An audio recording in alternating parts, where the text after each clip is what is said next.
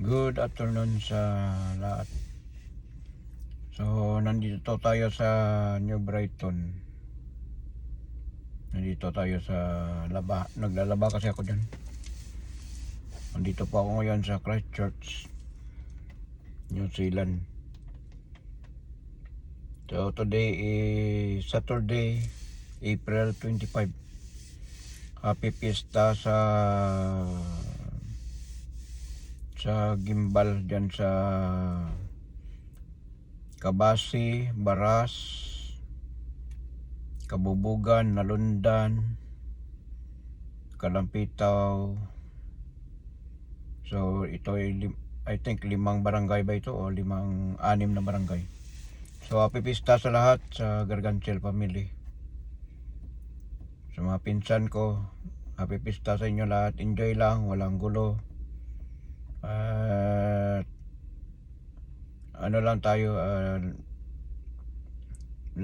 dapat maging normal lang tayo sa ating mga, kung pista lang pista, wag tayo ma-involve sa mga gulo, dahil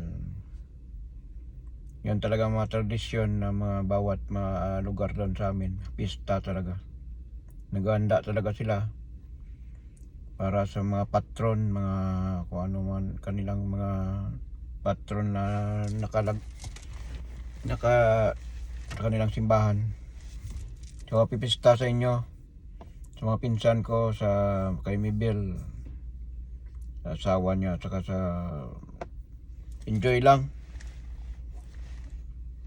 So kung nakauwi sana ako, magpipista sana ako. So pagdarasal nyo rin sana na makabili ako ng aking mga, basta lang, sikreto lang. So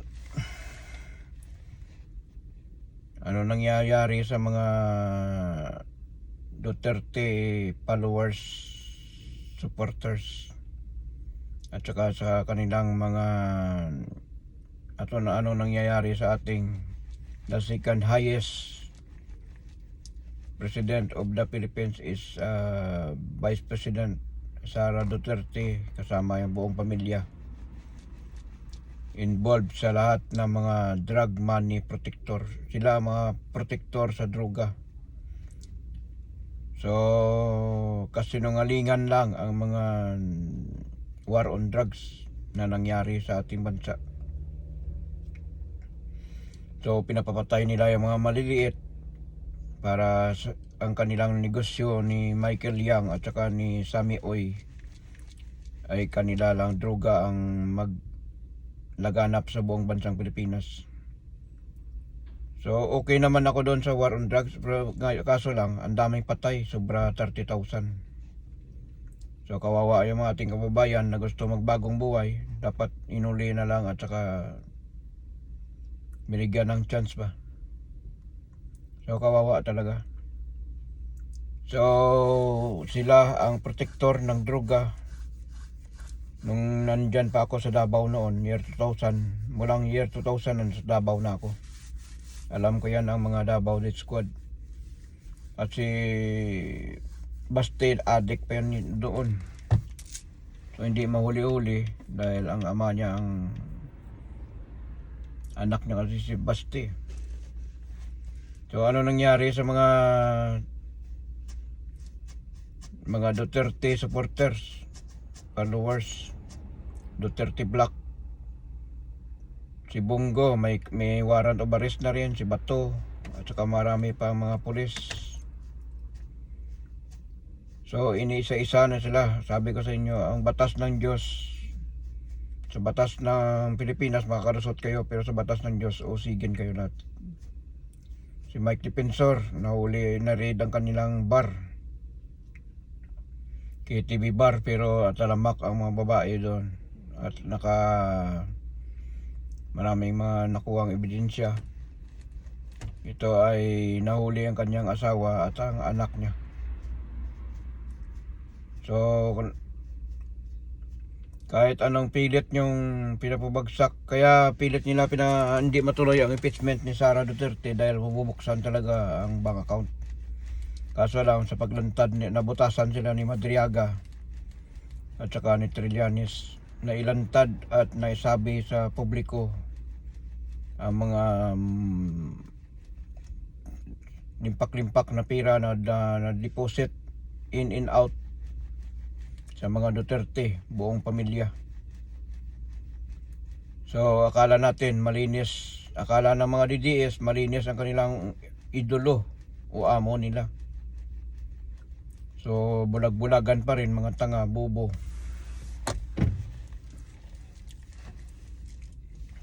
So pinopolitika daw, politika, puro lang politika ang kanilang mga dahilan. Politika ba yan na naglantad ng mga katotohanan? So kaya lahat na gumagawa ng kasamaan, babalik at babalik yan. Hindi lamang ang mga restore sa buong bansang Pilipinas, mga sunod-sunod na bagyo, baha, sunog, lindol. Ganon din sa Senado at saka sa Kongreso. Ito ay nakita naman natin kung gaano ka talamak ang pira na nanggaling sa droga. So hindi pa ba nagigising ang lahat? Yan ba ang gusto nyo maging Pangulo ng bansang Pilipinas ay involved sa droga? Mahalaga sa mga Duterte ang pira. So kaya walang kahirap-hirap si Sara Duterte magbayad sa kanilang lawyer kay Koopman. Marami silang pira eh. Kaya marami silang kasi patuloy ang kanilang negosyo ng mga Chinese, mga drug laboratory diyan sa Davao. Kaya patuloy ang mga illegal. So marami nang nangyayari, nahuli si Kibuloy, si Alice Go, Isabong, si Atong Ang, naungkat ang Parmali, naungkat ang at saka galit din sila sa kay PBBM dahil hindi sila suportaran ni PBBM ang kanilang layunin na maging loyalty sa China. So kung hindi dahil kay PBBM, siguro baka province of China na tayo kung si Sara pa ang naupo. So grabe ang kanilang mga ginagawa.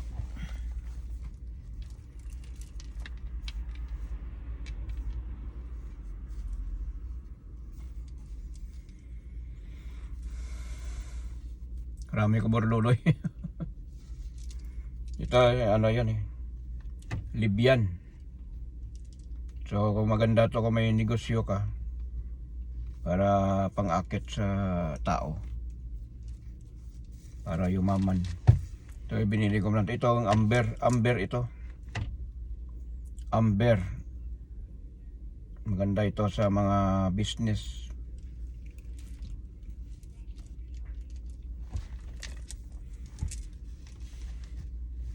So tingnan mo yung kasi kaya nilagay ko tayo lahat kasi ito tumaya ako ng luto eh. Amber, silver. Ang silver kasi pilak yun eh.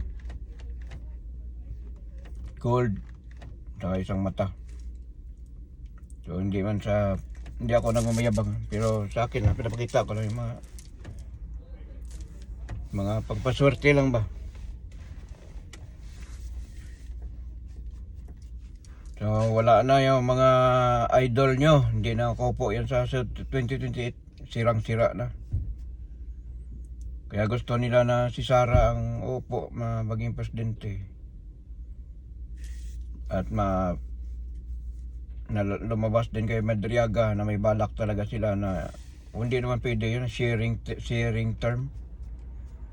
Gusto nila na bababa si PBM sa 2025. para Sara naman ang upo maging presidente. So nagpipray talaga sila mga assassination, kung ano mga plano nila kay PBM, lasunin. So sabi ko sa inyo, kung walang ginagawa si PBBM ay malinis na tao. Ito ang maganda pag lumantad si Saldico at mapauwi na sa bansang Pilipinas. Si Harry Roque, si Burgess na Ilongga na taba, na baboy, nagtago. So pinaghanap na ngayon ng Interpol. So si Saldico, kung mapauwi, yan ang maganda. Lalabas at lalabas ang katotohanan. So ano nangyari kay Chis Escudero, siya ang mastermind sa insertion. Kaya forthwith ang gusto niya. So sabi ko sa inyo, lahat na gumagawa ng hindi maganda, babalik at babalik yan. Sa tao, makakalusot kayo, sa batas ng Diyos hindi kayo makalusot. Dahil nagsimula ang restore sa buong bansang Pilipinas, mga pabagyo nagpaparid, mga baha nagpaparid, kaya nabulgar ito ang mga flood control. So marami pang nangyayari, lindol, bagyo, baha, sunog. So last week nag-abiso ako, nagbabala ako na mayroong mangyayaring magaganap na na lindol. Magaganap na lindol sa akala ko bansang Pilipinas mangyayari ito, kasi mayroong mangyayaring tsunami. So hindi pala. Nangyari ito sa Japan, nagkaroon ng 7.4 earthquake sa Japan nakaraang linggo lang. Hindi. Diba ano pa lang tayo ngayon pala, no? Anong araw yon? Basta itong linggo na to. So nangyari talaga ang aking panaginip. Nag-warning ako. Akala ko Pilipinas ang tatamaan ng lindol na malakas, at saka mayroong tsunami na dala. Totoo, nangyari ang aking Asia pa rin. Pero hindi ko lang na mali lang ako sa area. Akala ko Pilipinas talaga. So mga nangyayari sa Middle East patuloy pa rin. Hindi pa rin open ang Strait of Hormuz. So maraming mga ibang source kung saan kumukuha ng langis ang mga iba't ibang bansa. So hindi na yan matatahimik ang Middle East. Patuloy na yan ang mga giran yan, mga digmaan. Kung wala ang Amerika, kawawa ang buong mundo. So kaya alam ng Amerika yan, inunahan na nila kasi kontrolado ng China ang galaw ng langis. Kaso lang inunahan sila ni Trump, kaya bulaga sila ngayon. So itong mangyayaring digmaan upcoming na. War Indo-Pacific, Asia. So China ang magsimula nito. China, Japan, or either China, Philippines, or either China, Taiwan, or Japan, North Korea. So totoong mangyayari itong lindol talaga, ang gira. Totoo yan. Matagal ko na ito nakita ko na ito last 2025 pa. Either April or May ko nakita ito, dahil nagpunta ako mismo doon sa Taiwan. Nandito ako sa New Zealand natutulog, nagpunta ako sa Taiwan, nakarating ako. Kaya nakita ko mga missiles na mga 100 of missiles nagliliparan. So hindi ko alam kung kailan mangyayari. Pero sabi ko sa inyo, upward 2025, 26. Sabi ko noon na mayroong magaganap na digmaan. Itong digmaan ay nag-umpisa ito June 14, 2025 sa tinatawag na Middle East. Ang naggira ay Iran at saka Israel. So sabi ko ito, magkaroon lamang ng peaceful pasamantala at maulit ito sa year 2026 at naulit nga February 28, 2026 at until now ay patuloy pa rin ang digmaan. Ganon din sa Western. Ito naman ay laban Ukraine at saka Russia at NATO. So year 2022 pa nag-umpisa ang gira sa Ukraine at saka Russia. Until now, not yet done. Tapos ito na naman, Middle East War.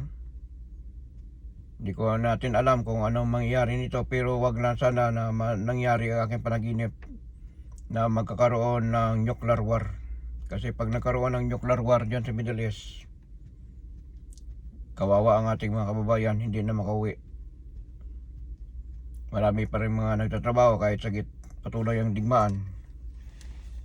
Hindi sila naniniwala sa aking babala. Bala sila. So magkaubusan ng langis, shortage of oil sa Middle East. Ilalantad, ilalabas sa bansang Pilipinas. Dahil sa agresibong aksyon ng China ay kinokontrol lamang ng Panginoon ang sitwasyon. So pag lumantad na yung langis sa bansang Pilipinas, kaya supplyan ang buong mundo kahit ilang taon pa. Kasi ang main source ng lahat na source ng langis ay nasa bansang Pilipinas, wala sa Middle East. So yayaman ang bansang Pilipinas. Dahil nakita ko ito noong September 21, 2025 sa pinakita ng ating Panginoong Hesus na sa aking panaginip. Bumaba ang ating Panginoong Hesus sa bansang Pilipinas, wala sa Israel, wala sa ibang bansa. Ang Pilipinas ay natakpan niya ng kanyang balabal, Luzon, Visayas, Mindanao. Kaya nagsimula ang restore ang buong bansang Pilipinas. Sunod-sunod na bagyo, baha, sunog, lindol. At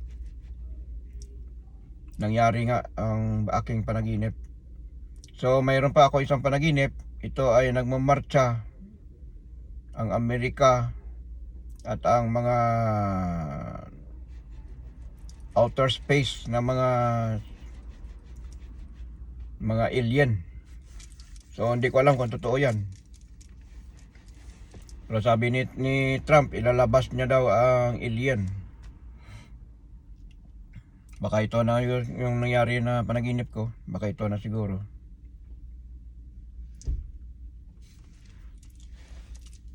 So marami pa tayong aabangan na mangyayari dahil wala pa tayo sa kalagitnaan. April pa lang tayo. So marami pang mangyayari. Marami na akong mga warning, mga prediction na nagkatotoo mula pa matagal ng taon. So ngayong itong year 2026, bira na lang, medyo madalang na ako ng mga panaginip ko. Pero ang panaginip ko ay mga baha nandito sa New Zealand. May binabagyo ng New Zealand ngayon. So sa ngayon wala pa akong mga panaginip na iba. Ang sa akin lang, bukas ang aking nakikita at naramdaman kung anong mangyayari. Wala sa aking panaginip. Wala, kasi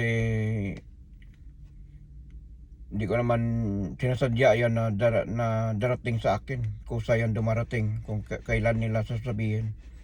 Tulad na nagpakita ang ating Panginoong Hesus, nag-warning sa akin na maraming malalakas na lindol na darating. Totoo nangyari.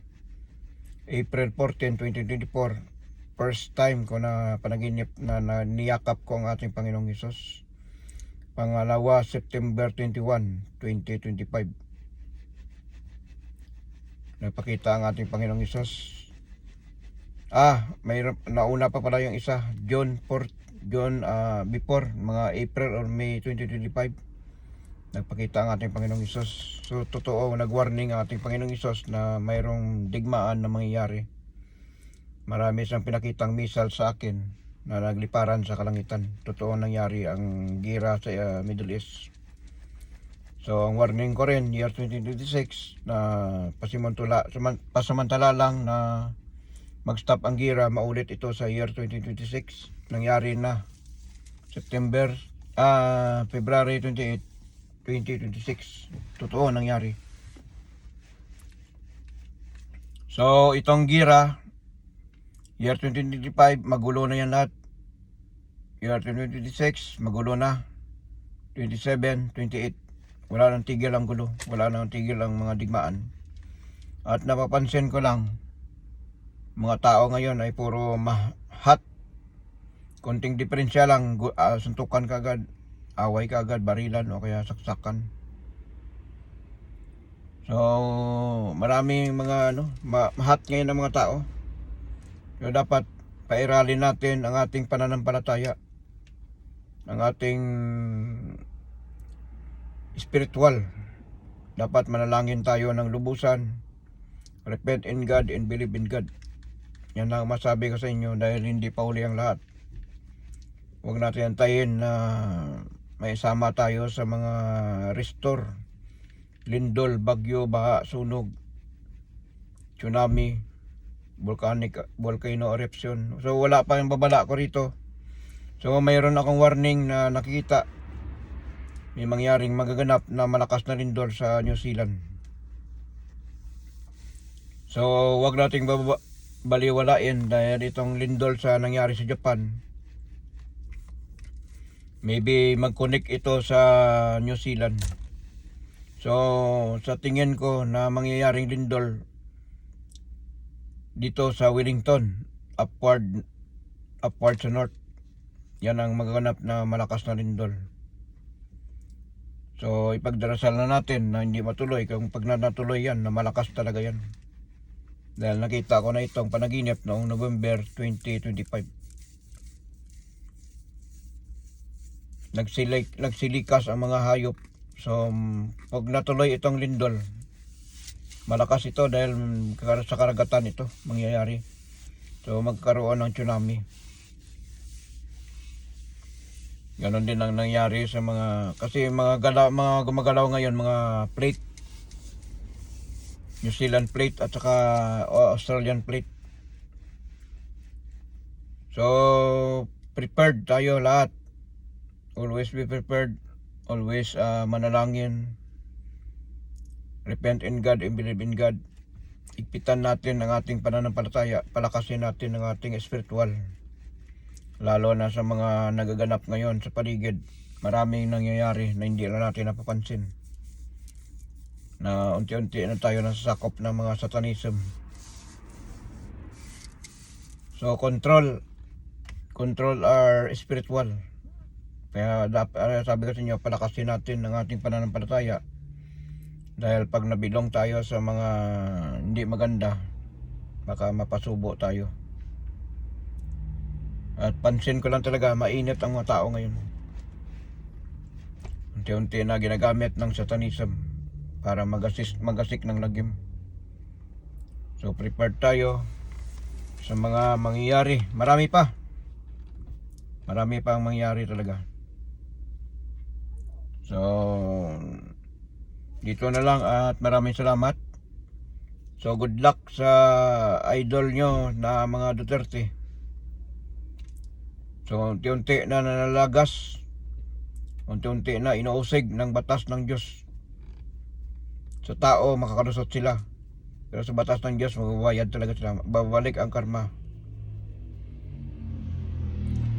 So maraming salamat at God bless sa inyong lahat. Ako ay magpapaalam na kasi uwi na ako.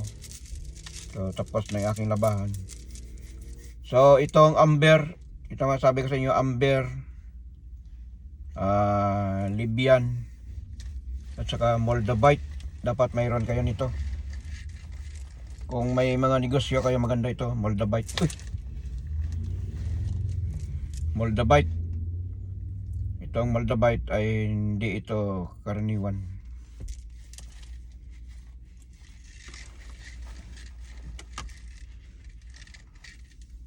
At saka ito rin maganda rin sa pangontra sa mga tinatawag na masama. Kapag ang taong may balak sa iyo na masama, dapat mayroon ka nito. So, nagpaplano kasi ako kung anong gagawin ko. Kahit kukuha lang ako ng maliit, ganoon din ang Moldavite, saka Libyan. Ang Libyan kasi mahal talaga ito. Bihira ito makikita Kasi mostly makikita natin meteorite lang, mga bulalakaw. Ito Libyan, may bihira ito. Mahal ito, napakamahal ang gramo nito. So mayroon pa akong darating, kaya nag-iipon ako ng mga gamit. Dahil kung sakali na gusto ko na mag-business, okay. Kasi alam naman natin, napapagod na rin ang ating katawan sa trabaho. So lagi mag-ipon, yan ang magalaga. So paano nakaipon? Ang sa akin na ma-secure ko lang yung mga anak ko. So maybe, hindi pa natin alam. So pag ganon-ganon na lang tayo siguro.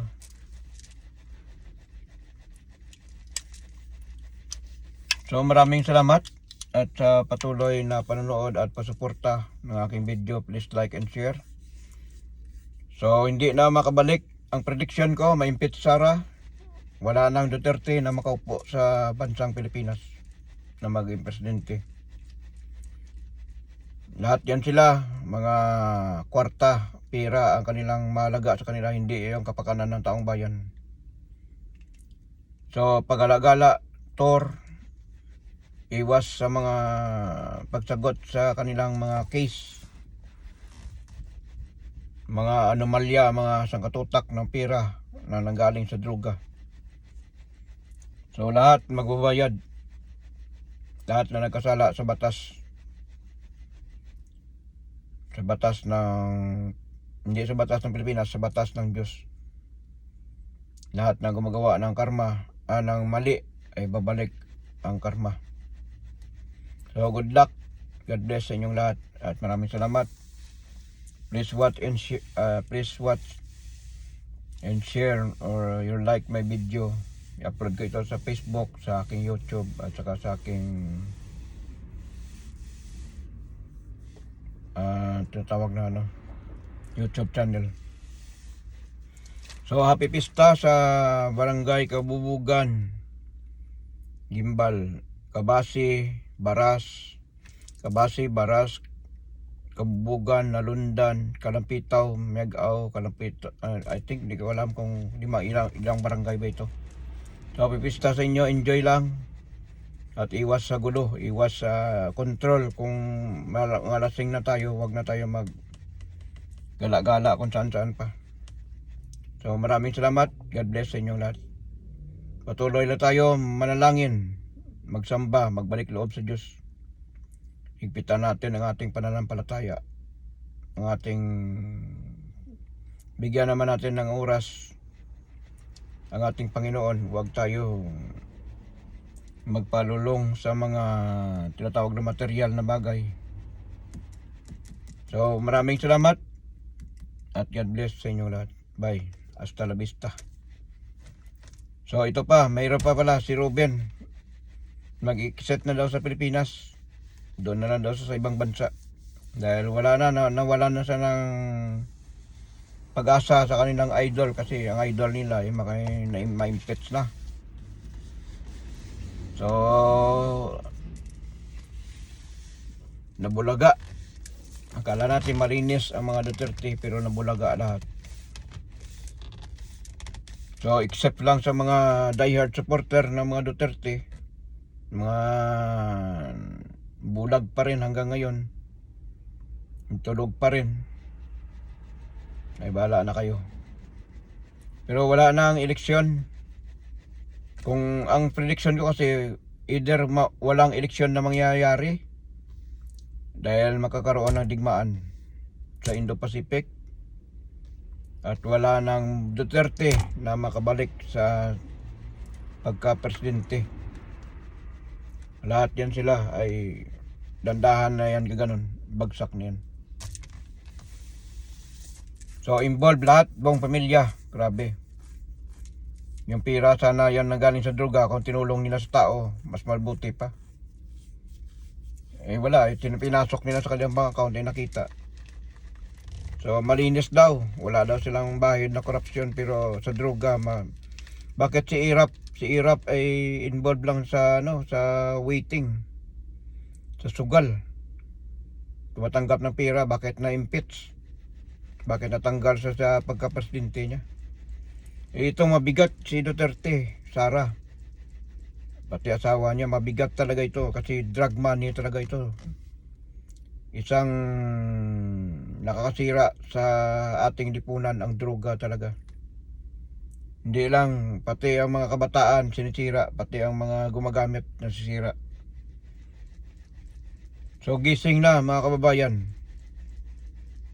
So maganda ang ni PBBM. Kahit anong pilit nila babagsakin si PBBM, sila ang bumagsak sa kanilang balik. So karma is real. Balik sa mga gumagawa. So maraming salamat at God bless sa inyong lahat. At patuloy lang. So far, wala pa akong panaginip ng mga iba. So mag-video lang ako ulit kung mayroon akong mga nakikita ng mga di maganda. So ganun pa man, lagi na tayo magdasal at igpitan natin ang ating pananampalataya. Repent in God and believe in God. Para wag tayo mabilong sa mga restore na mangyayari. Marami pang magaganap na mangyayari sa buong mundo. Goodbye. God bless. Maraming salamat.